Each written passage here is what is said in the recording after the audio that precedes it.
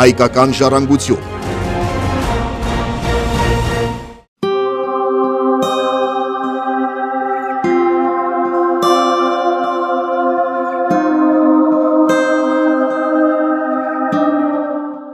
Սուրբ Գևորգ, Սուրբ Նշան, Մուղնեցոց Սուրբ Գևորգ, Նորաշենի Սուրբ Աստվածածին, Երևանցոց Սուրբ Մինաս։ Թբիլիսիի հայկական եկեղեցիների ոչ ամբողջական ցանկն է։ Այժմ գործում եւ հայկական են համարվում միայն առաջնորդանիստ Սուրբ Գևորգ եւ Հավլաբարի Էջմիածնեցոց Սուրբ Գևորգ եկեղեցիները։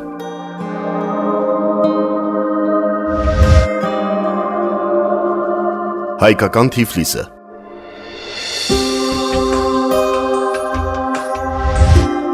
Նաև այսպես կոչված վիճելի եկեղեցիներ կան,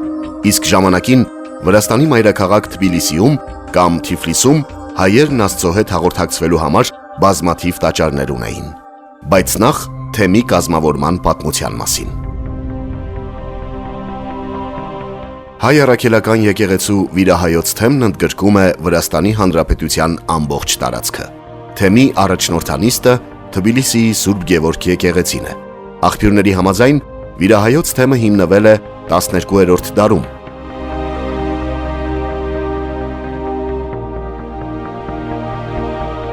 Տասներեքերորդ դարից առաջնորդանիստը եղել է Թբխիսի, Թբիլիսիի Սուրբ Գևորգ եկեղեցին։ Դեռևս 1804 թվականին Թիֆլիսում գործել է շուրջ 35 հայկական եկեղեցի և 1 մենաստան։ Վիրահայոց թեմի առաջնորդներից շատերն ականավոր հոգևորականներ, մտավորականներ, հասարակական քաղաքական գործիչներ են եղել։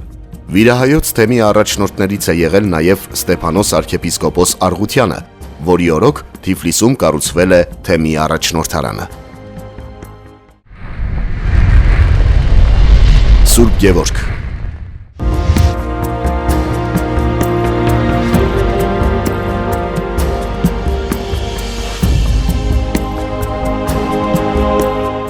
Ինչպես նշեցինք, վիրահայոց թեմի առաջնորդանիստ եկեղեցին Սուրբ Գևորգն է։ Այն կառուցվել է 1251 թվականին մեծահարուստ հայ վաճառական Կարինցի Ումեկի կողմից։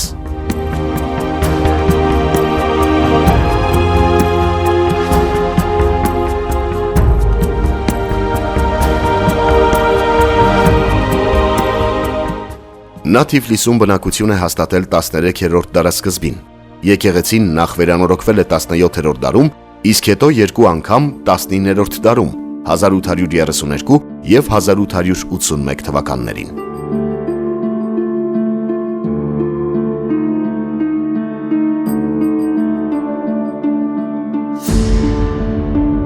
Եկեղեցին զարդարում են 18-րդ դարի վերջերին Հովնաթան Հովնաթանյանի կողմից արված որմնանկարները։ 1923-ից 24 թվականներին էլ Գևորգ Բաշինջաղյանը տաճարի ներսում ավետարանական թեմայով 4 որմնանկար է ստեղծում,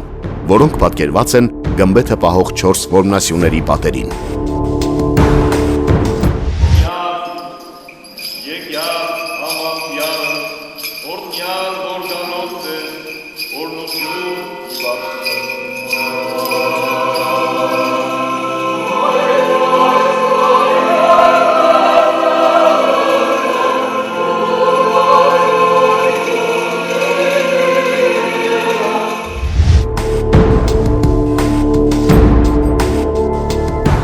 Այս եկեղեցին հարազատ հոգևոր կենտրոն է բազմաթիվ վիրահայերի համար, այդ թվում վիրահայոց թեմի Հայարտուն մշակութային կենտրոնի ղեկավար Լևոն Չիդիլյանի,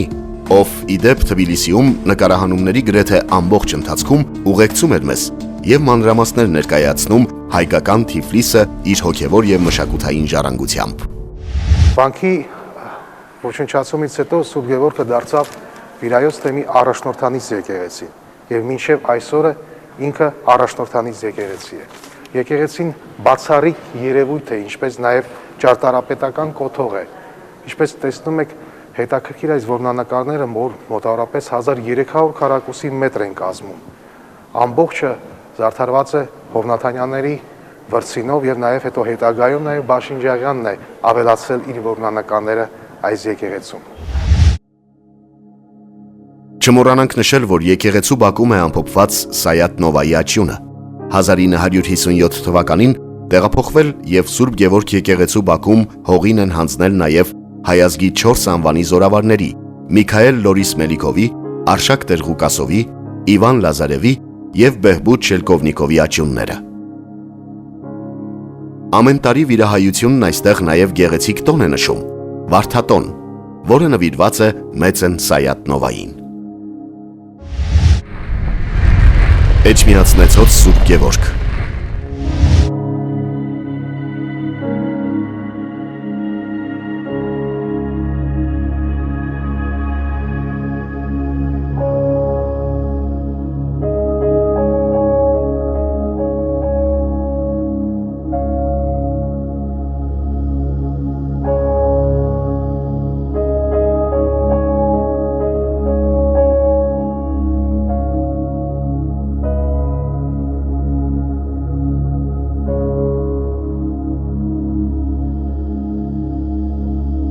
Ներկայում Թբիլիսիում գործող հայկական մյուս եկեղեցին Էջմիածնեցոց Սուրբ Գևորգն է,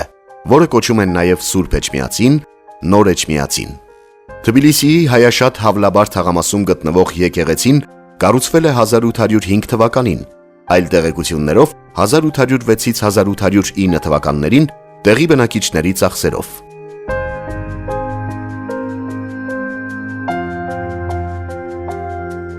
Մինչև 1846 թվականը եկեղեցու շենքը փայտածածկ ուղղանկյունաձև կառույց է եղել, առանց գմբեթի, փոքր զանգակատնով։ Արդյունքում եկեղեցու ծխականներն այն հիմնովին վերակառուցելու նախագիծ են կազմում, նույն տարում էլ թույլտվություն ստանում։ Հիմա հնարավոր չէ ճշգրիտ ասել, թե երբ է ավարտվել եկեղեցու շինարարությունը, բայց մասնագետների ենթադրությամբ կառույցն ավարտուն տեսք է ստացել 1850-ականների վերջին։ Էջմիածնեցոց Սուրբ Գևորգը Վրաստանի տարածքում գտնվող հայկական փոքրաթիվ եկեղեցիներից է, որը շարունակում է գործել նաև խորհրդային տարիներին։ Անմխիթար վիճակում գտնվող եկեղեցին փրկելու ծրագիրը, որը վտանգվում է նաև 2001 թվականին Թբիլիսիում տեղի ունեցած երկրաշարժից հետո, վերջնականապես կազմվում է 2006 թվականին Մայրաթոր Սուրբ Էջմիածնի, Հայաստան համահայկական հիմնադրամի և Արգենտինայի հայության համատեղ ջանքերով։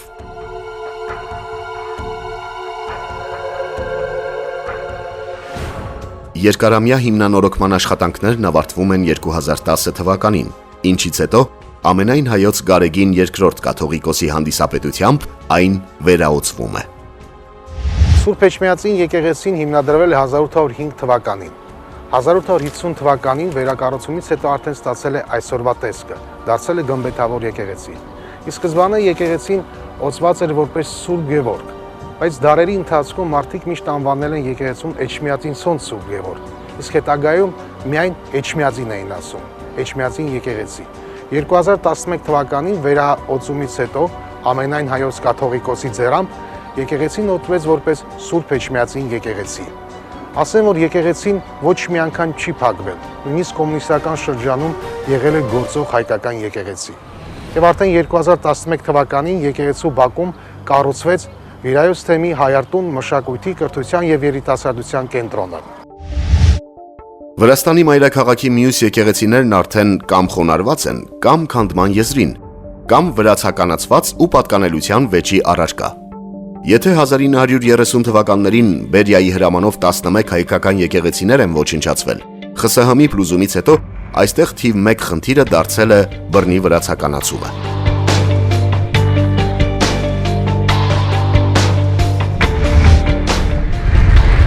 Նորաշենի Սուրբ Աստվածածին։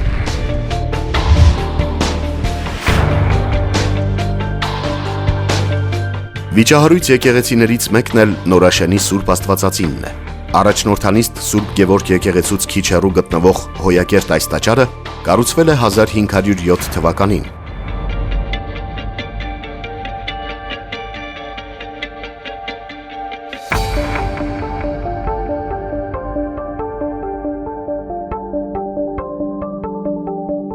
Այս եկեղեցու ներսում նույնպես պահպանվել են Հովնաթան Հովնաթանյանի վրձնին պատկանող 18-րդ դարի որմնանկարները։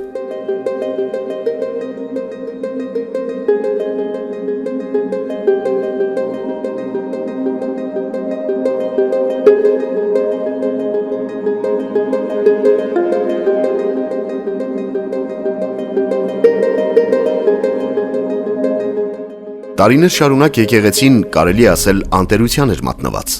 Վրաց ուղղափառներն այն իրենց եկեղեցին էին համարում, բայց նորոգման աշխատանքներ այստեղ չէին արվում, քանի որ հայ առաքելական եկեղեցին պահանջում էր վերադարձնել իր սեփականությունը։ Թերևս հայ համայնքի ու վիրահայոց թեմի համար ջանքերի շնորհիվ է միայն, որ եկեղեցին դեռևս չի վրացականացվել, իսկ տարիներն այս ընթացքում իրենց գործն արել են։ Եղանակն ու Թբիլիսիի հին հատվածի համար համընդհանուր աղետ հանդիսացող ստորգետնյա ջրերը նույնպես։ Արդյունքում եկեղեցու պատերին առաջացած ճաքերն աստիճանաբար լայնացել են։ Հիմա որոշ աշխատանքներ այստեղ արվում են, բայց պատկանելության հարցը շարունակում է օդից կախված մնալ։ Եկեղեցին բացառիկ երևույթ է մեր եկեղեցաշինության մեջ, որովհետև ամբողջովին զարդարված է Հովնաթանյանների որմնանկարներով։ Հետաքրքիր որմնանկարներ, որոնք պահպանվել են մինչև այսօր։ Կան ցավոք սրտի ոչնչացված որմնանկարներ, բայց այնուամենայնիվ մոտավորապես 90% որմնանկարները պահպանվել են։ Եվ այս եկեղեցին նույնպես վիճակահարույց եկեղեցիների, այսպես ասած, ցուցակի մեջ է մտնում։ Բավականին մեծ բախումներ են եղել այս եկեղեցու համար։ Առաջին մեծ բախումը եղավ 1995 թվականին, երբ որ Ոմանտարել Սիկին Ճելաշվիլի քահանա սկսեց քանդել սուրբ սեղանը, որից հետո արդեն դարձավ, այսպես ասած, ստատուս կվո եկեղեցուն, ոչ ոք ձեռք չէր տալիս, ոչ հայերիներ, ոչ վրացիներին, մինչև որ այս հարցը լուծում ստանա։ Ցավոք սրտի մինչև այսօրվա օրը լուծում չի ստացվել եկեղեցին, բայց վրացական Վրաստանի մշակույթի նախարարությունը նախաձեռնեց եկեղեցու ամրացման աշխատանքները, որպեսզի այս պատմամշակութային կոթողը չոչնչանա, մինչև որ հայ եւ վրաց եկեղեցիները որոշեն, թե ում պետք է մնա եկեղեցին։ Շարդենի գրառումներին եկեղեցին նշվում է որպես Թբիլիսի ամենակարևոր հայկական եկեղեցիներից մեկը։ Իսկ այստեղ ժամանակավոր շինարարության ժամանակ հանված տապանակարերն են եկեղեցու բարերարների, վերևինը թամամշանների, որոնք ամբողջ Գերդաստանը հանգչում է հենց այստեղ, եկեղեցու պատերի ներքո։ Մուղնեցոտ Սուրբ Գևորգ։ Այժմ մենք գտնվում ենք Թբիլիսի ամենահին հայկական եկեղեցիներից մեկի մոտ, Մուղնու Սուրբ Գևորգի մոտ, որը 14-րդ դարի կառույց է։ Եվ հատկանշական է այս եկեղեցին ոչ միայն, որ ինքը 14-րդ դարի կառույց է, այլ նրանով, որ հենց այստեղ են թաղված եղել Սուրբ Գևորգ զորավարի մասունքները, որոնք տեղափոխվել էին Երևանի կողքից գտնվող Մուղնի գյուղից։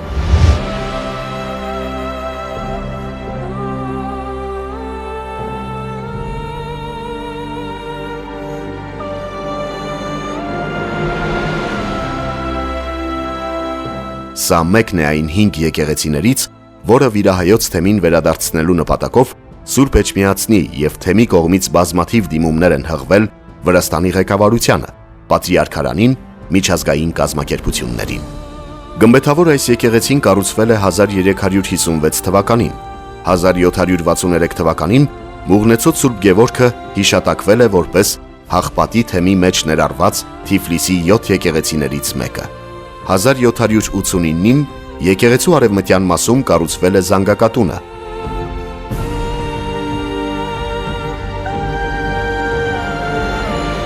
Խորհրդային տարիներին փակվելով եկեղեցին վերածվել է ազգագրական թանգարանի, ապա պահեստի, իսկ 1990 թվականին վթարային եւ վերանորոգման ոչ ենթակա որակվելով այն վերջնականապես փակվել է։ Հիմա գեղեցիկ տաճարից միայն ավերակներ են մնացել։ Այս եկեղեցին նույնպես տարիներ շարունակ վեճի առարկա էր։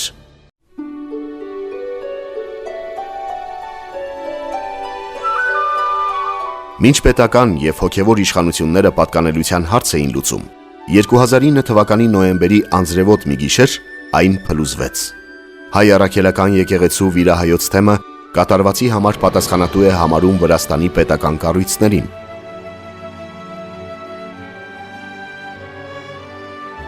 Խոնարհված այս եկեղեցում իդեպ վրացական կողմն անմիջապես գիտական ուսումնասիրություն սկսեց, պեղումներ արվեցին, Թամար Թագուհու ժամանակաշրջանի մետաղադրամներ գտան ու կրկին հայտարարեցին, ի սկզբանե եկեղեցին վրացական է եղել, հետո գուցե փոխանցել են հայ համայնքին, բայց պատկանելության հարցով քննարկումները դեռ կշարունակվեն։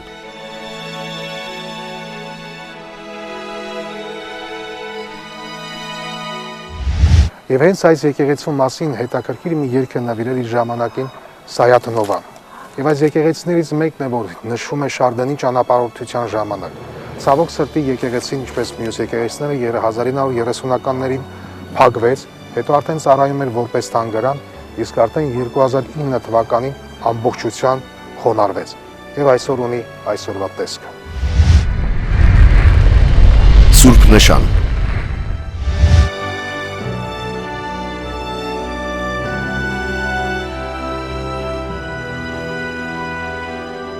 Այժմ մենք գտնում ենք Թբիլիսի ամենահին եւ ամենագեղեցիկ եկեղեցու մոտ, իմ կարծիքով, Սուրբ Նշանի մոտ, որը 17-րդ դարի կառույց է։ Այս եկեղեցին մի քանի անգամ հիմնովին վերանորոգվել է։ Ունեցել է ծխական դպրոց, ինչպես նաեւ բոլոր մեր հայկական եկեղեցիները Թիֆլիսի։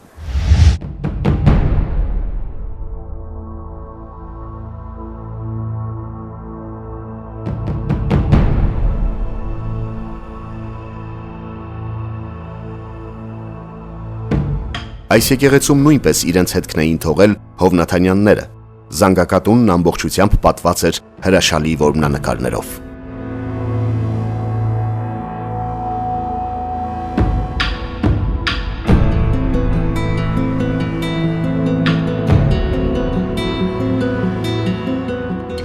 Այս եկեղեցին նույնպես 1930 թվականին փակվել է եւ ծառայել է որպես պահեստանոց։ Արդեն 20-րդ դարի վերջին երկու մեծ հրդեհ տեղի ունեցավ Սուրբ Նշան եկեղեցում եւ դա եւ պատճառ դարձավ, որպեսզի եկեղեցու մի մասը փլուզվի։ Իմ որտեղ որ ես հիմա կանգնած եմ, ժամանակին շատ գեղեցիկ գավիթ էր կանգան, որ արդեն 2011 թվականին իսպառ ոչնչացվեց։ Իսկ արդեն նույն թվականներին նաեւ Սյունը փլուզվեց, նույնպես հրդեհից հետո։ Տաճարն այլևս զանգակատուն չունի։ Շինությունը տուժել է երկրաշարժի, մի քանի հրդեհների, հոգատար ձեռքի բացակայության պատճառով։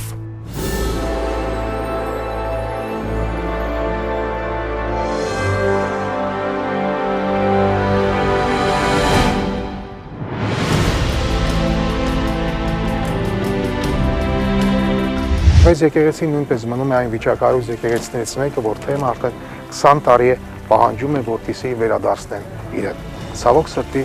այս հարցերը դեռ մնում են անլուծելի եւ այդ անլուծելիության պատճառով մենք կամաց ականատես ենք դառնում, թե ինչպես հայկական պատմամշակութային արժեքները իսպառ ոչնչացնում են Թբիլիսիից։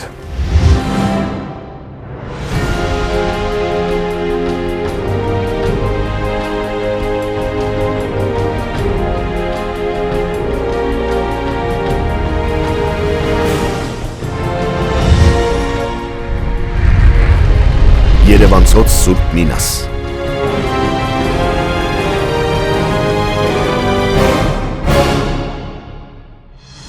Հայաշատ Հավլաբարում գտնվող հայկական մյուս եկեղեցին Սուրբ Մինասը կառուցվել է 1790 թվականին տեղի բնակիչների միջոցներով։